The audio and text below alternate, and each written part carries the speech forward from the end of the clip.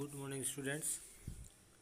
आज हम lesson fourth का थर्ड पार्ट पढ़ेंगे जो पेज नंबर 64 पर है। Last paragraph. After lunch time के बाद विपिन बाबू विपिन बाबू को महसूस हुआ that he couldn't possibly carry on sitting at the desk and working, कि वो शायद कैरी ऑन यानी जारी नहीं रख सकते सीटिंग एट इज डेस्क, अपने डेस्क पर बैठकर और काम करना आगे जारी रखने में उनको थोड़ी कठिनाई महसूस हो रही थी। This had been happen in the 25 years he had been with the firm. वो पिछले 25 साल से इस फर्म में काम कर रहे थे और ऐसा पहली बार हुआ था कि उनको काम करने में कुछ प्रॉब्लम हो रही है। He had a reputation for being, उनकी एक प्रतिष्ठा है। रेपुटेशन का मतलब होता है प्रतिष्ठा।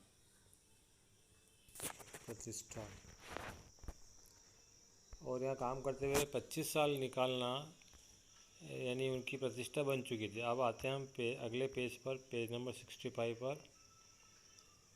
टायरलेस कॉन्शियस वर्कर, वो टायरलेस वर्कर थे यानी कभी थकने वाले कर्मचारियों में से नहीं थे। और इसके बाद जो दे रखा है कॉन्शियस का मतलब होता है केयरफुल और करेक्ट, यानी जो बिल्कुल केयरफुल होता है, सचेत होता है हर बात के लिए, और करेक्ट होता है, सही होता है। But today his head was in a world, लेकिन आज उनका जो सिर है घूम रहा था, क्योंकि उस अजनबी व्यक्ति ने विपिन बाबू को बहुत ही परेशान किया था। बैक होम एट 2:30 यानी दिन के 2:30 पर वापस घर लौटते समय विपिन बाबू ले डाउन इन बेड। घर आकर वो अपने बिस्तर पर लेट जाते हैं। ट्राई टू गेदर, और कोशिश करते हैं इकट्ठा करने की। गेदर का मतलब इकट्ठा करना। हीज विट्स टुगेदर, अपनी समझ को, अपनी सोच को इकट्ठा करने की कोशिश करते हैं। ही न्यू, और वो जानते हैं कि that it was possible to lose one's memory, कि किसी की भी जो मेमोरी होती है, याददाश्त होती है, वो पॉसिबल है कि वो लॉस हो जाए, खो जाए, मेमोरी चली जाए through an injury in the head. Injury का मतलब घाव, और हेड का मतलब सिर में चोट लगने से किसी की भी याददाश्त जा सकती है, ऐसा उनको पता था। But he did not know, लेकिन वो जानते नहीं थे of a single instance of some work remembering everything except one particular incident, किसी एक पर्टिकुलर कोई विशेष घटना या कोई एक्सीडेंट जो उनकी लाइफ में कभी हुआ हो, उनको एक भी याद नहीं आ रहा था। And A Fairlie recent a significant at that, और न हाल ही में कोई ऐसा उनके साथ हुआ था जो इस बात को बताता हो कि उनके सिर में चोट लगी हो। He had always wanted to go to Ranchi, वो हमेशा ही रांची जाना चाहते थे। To have gone there, done things, वहाँ जाकर कुछ वर्क करना चाहते थे। And not to remember was something utterly impossible, और ऐसा याद करने की कोशिश करते हैं जो वो भूल रहे हो, जो उनके लिए असंभव है। एट 7:30, 7:30 पर विपिन बाबू सर्वेंट कैम, विपिन बाबू का जो नौकर है वो आता है।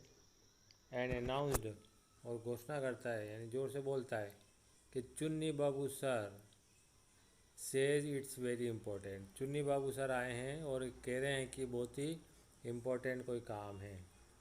विपिन बाबू न्यू, विपिन बाबू जानते थे दैट वाट चुन्नी हैड कम फॉर, कि चुन्नी काय के लिए आया है। उनका एक फ्रेंड है Chunni Lal had been at school with him. Chunni Lal school से ही उनके साथ हैं, यानी स्कूल का ही फ्रेंड है। He had been having a rough time lately and had been coming to see him about a job. वो हमेशा उनके साथ समय बिताता है और उनसे मिलने भी आता ही रहता है किसी काम के लिए, about a job. Vipin Babu knew it was not possible to do anything for him. Vipin Babu जानते थे कि कोई भी काम उसके लिए करना कठिन नहीं है। And in fact told him so, और उसको उन्होंने ऐसा कहा भी था। But Chunni kept turning up like a bad पेनी।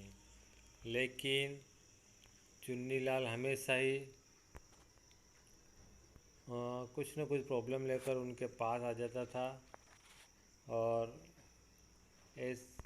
जब भी वो आता था तो विपिन बाबू उसका स्वागत करने के लिए तैयार नहीं होते थे कि चल आओ।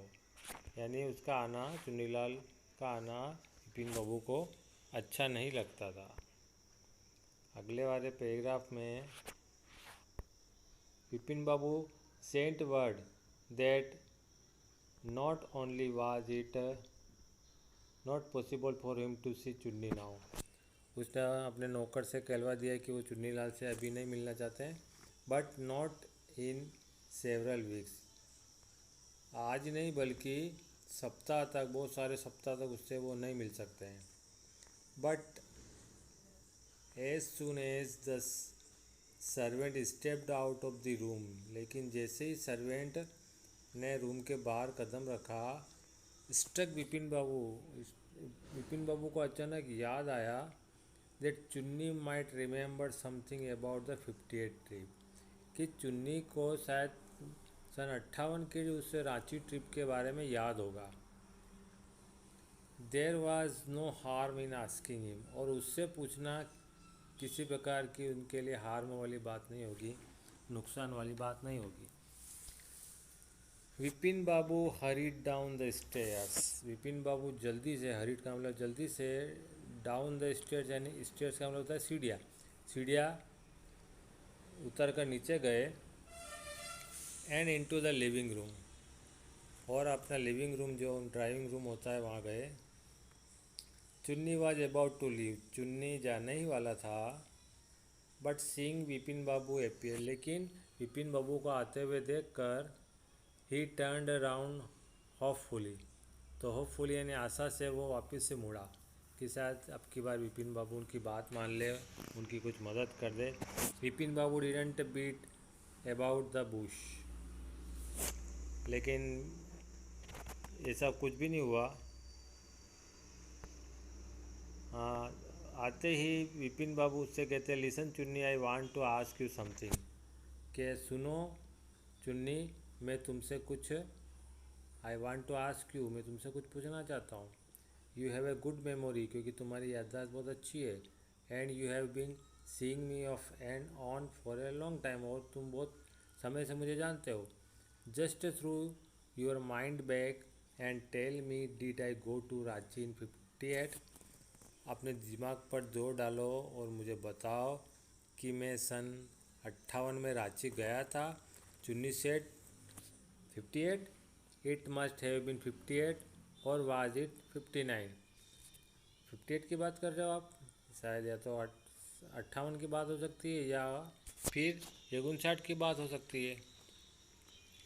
ये था अपना पेज नंबर 65 पर लास्ट पैराग्राफ। इसके बाद आता है पैराग्राफ नंबर फर्स्ट 66 पेज का। ये स्टोरी थोड़ी बड़ी है, लेकिन इसको ख़त्म भी करना अपने को।